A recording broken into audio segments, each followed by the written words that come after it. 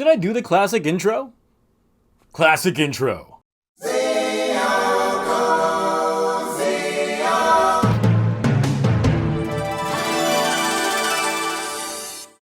Power Rangers Once and Always was a thing that happened this past week, in which it got the Power Ranger community seemingly a bit polarized. I've seen the younger fan base that never really quit on the franchise, but not have the level of nostalgia those in my camp would have for it just sing its praises. You also have those that watched the show as a kid, maybe grew out of it, and want to dip their toes back in with this entry. And they either find it full-on nostalgia bait that they loved it, or full-on cheese to the point that they couldn't take it seriously. Now, I don't do Power Rangers videos often, so it's a rarity to see me in this sector of the community, so if you're unfamiliar with my live streams, I guess I gotta give myself a bit of a backstory on things, so let's start with this. Hello, I am Zio Agito. At the time of this recording, I'm actually 33 years old, going on 34 next month, and I was a huge Power Ranger fan as a kid. Mighty Morphin Power Ranger was my crack cocaine. My older brother and I were so committed to that show and just kept on watching it over the years. I personally watched the franchise until the start of Power Rangers SPD. The issue was that around the year before SPD came around, I got into the Japanese original Power Rangers known as Super Sentai. And due to that, I had gone through a little bit of a toku snob phase, if you will. The subsequent series were hard for me to pick up, as sometimes it was hard to go from one version using the exact same suits to another using the exact same suits. And that is regardless of whether or not I watched the Sentai counterpart or the Power Rangers entry first. But over the years, a lot of crossover events did call me back into this franchise, just to get that little hit of nostalgia in. So, when Once and Always was announced, I was definitely in on checking it out. And even getting in copious amounts of shots done based on the bingo predictions. Oh, that's right, it was a celebration and a tribute.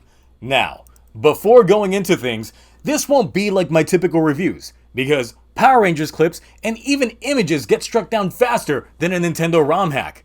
So, it might actually save me from doing a lot of heavy editing.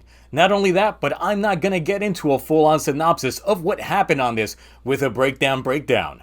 So, let's first take a look at things with nostalgia goggles on. Somebody say, nostalgia? Oh, you know what? It's on brand. Go for it, Morphin Black.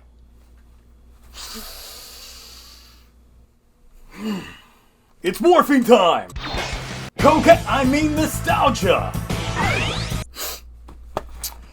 If you're looking at this film from the aspect of nostalgia, it does a lot of things that just hit the chord just right, while amping things up, knowing that the target demographic is probably old by now. We get the classic quips during fight, Billy sounding like a deadpan roast master. This man gets a stealth dig in at Rocky because apparently this man's kick fail in Turbo was so bad, this man saw that shit from Aquitar. So when he lands it here a cool 25 years later, he's gotta dap that man up. This man even says you can catch these hands in the most white bread way, and it was great. Zack, on the other hand, was the runaway hit of this special, playing up the much higher level of maturity that you would expect from his character after going to a peace summit at teenage years and now is a congressman. We also get that hip-hop keto that was the staple of his character, which I was all in for. And the cheese. The max amount of cheese was something that I was all in for, and it just screams Mighty Morphin Power Rangers. And the suit fighting being raw as fuck as it was, mixed with those one-liners. And can we talk about that soundtrack for a hot second? Because that was indeed member berries for me on that aspect. Getting that classic feel with the brutal impalings, Rita defacing, and some Bulk and Skull advertising. It's good. Certain set pieces were even remade. Rita's Palace? I remember. The Youth Center? Oh, I totally remember. Alpha? Well, I don't remember him being this tall, but yes, I remember that voice. That Megazord transformation sequence was one of the major highlights because that was some top tier footage. The actual Megazord though? But that ending, pure feels. From a purely nostalgia standpoint, this is great service, but I gotta take off these goggles for a second. So I guess.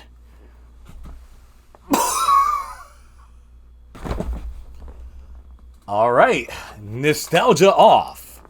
So, looking at this from just a consumer of the content, and knowing that this is something that was meant to appeal to both younger audience, but still get in on those that grew up with this iteration of the Power Rangers, there's a lot of missteps, especially from a story front. In the beginning, Rita is about to kill Billy, but Trini gets in the way and dies. You think a villain would be, while they're in shock, I gotta get more licks in, but then she just disappears. For a year. I'm sorry, what? Billy and Zach debating on telling Trini's daughter, Min, while at her house. While yelling! They really didn't expect her to find out? Also, how is Billy back? Last time I saw him, he was hooking up with an Aquatarian after getting that youth restored. Which, they do name drop at the end, but Billy ain't trying to tell her that he's rich as fuck right now, and ain't trying to settle on those split nuptials. There was also a major callback to Power Rangers in Space, in which the reason for all this happening was the result of Andros shattering Zordon's tube, releasing his energy waves to eliminate all evil in the galaxy.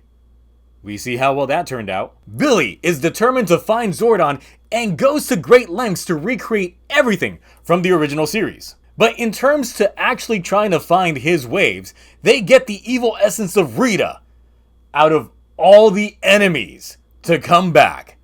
Like, everybody got wiped out. Oh, they could have been a collective.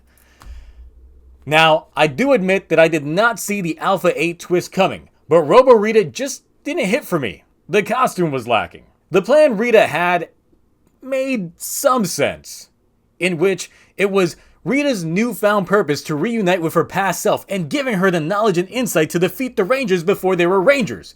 But like, I thought time travel and like interdimensional hopping was already a thing in this franchise. Though I guess that's probably tied into the greater mythos of the morphin grid that most, including myself, have limited insight onto, especially when we haven't been keeping up with this franchise. Not gonna go too deep into some of the nitpicks, but I would just say that the worst thing about this was the Megazord CG fight, and just a fight.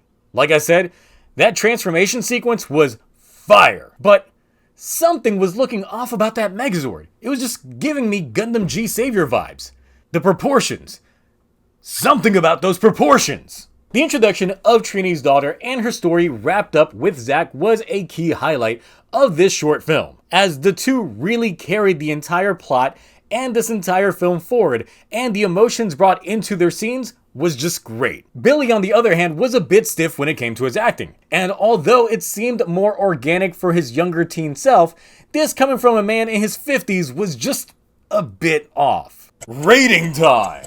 Because overall, if I were to rank this, it would just be okay. And as someone who gives ratings from an F all the way up to an S+ ranking, this one would fall in the middle of just a solid B. It's nothing amazing, nothing terrible, it's just okay. Did I expect more from Netflix money? Sure, but we got what we got.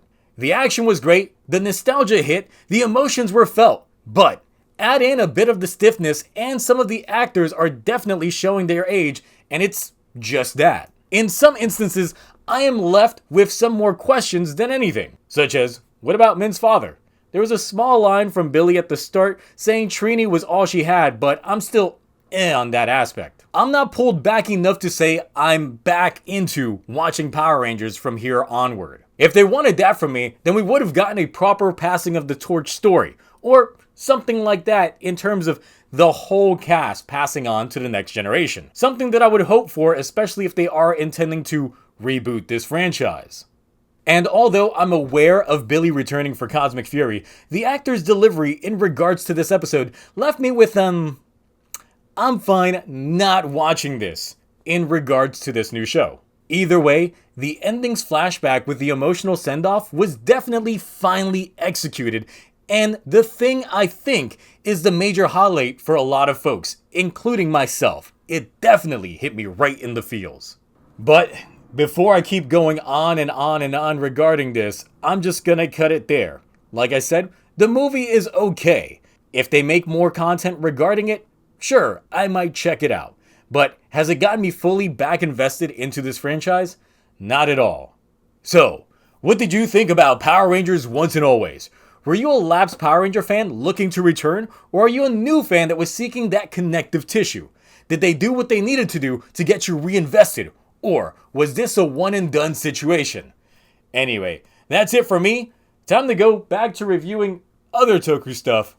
Until next time, bye.